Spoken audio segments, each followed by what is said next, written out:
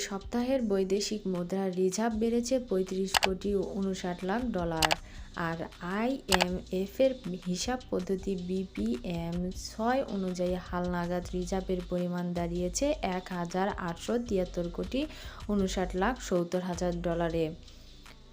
বৃহস্পতিবার বাংলাদেশ ব্যাংকের সর্বশেষ প্রতিবেদনে এমন তথ্য তুলে ধরা হয়েছে।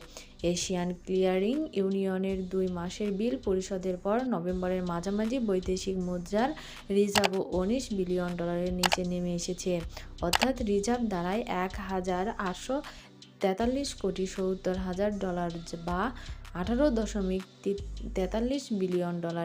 এরপর থেকে বৈদেশিক মুদ্রার রিজার্ভ আবার বাড়তে থাকে। সর্বশেষ ৮৮ নভেম্বর রিজার্ভ বেড়ে দাঁড়ায় $১,৮৭৩,৫৯,৭০,০০০। একই সময় বৈদেশিক মুদ্রার গঠিত বিভিন্ন তহবিল সহ মোট রিজার্ভের পরিমাণ দাঁড়ায় $২,৪৪৫,৬২,১০,০০০। একই সময়ে নেট রিজার্ভের পরিমাণ দাঁড়িয়েছে $১৪ বিলিয়ন নিচে। প্রতি ২ মাস পর পর আকুল বিল পরিশোধ করতে হয়, যার পরিমাণ প্রায় $২ বিলিয়ন। কম প্রয়োজনীয় বা বিলাসিপূর্ণ আমদানি নিয়ন্ত্রণ করার ফলে আমদানির ব্যয় কমে আসে।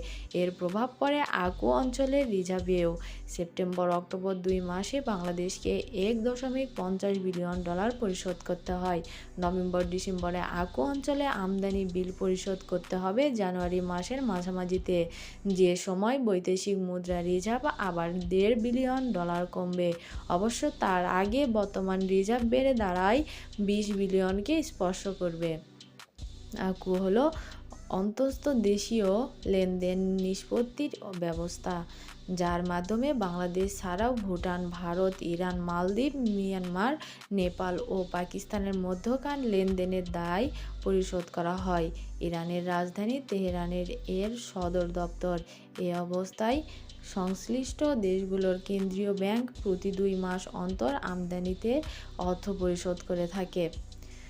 বৈদেশিক মুদ্রার রিজার্ভ একটি চলমান প্রক্রিয়া, কমবে আবার বাড়বে।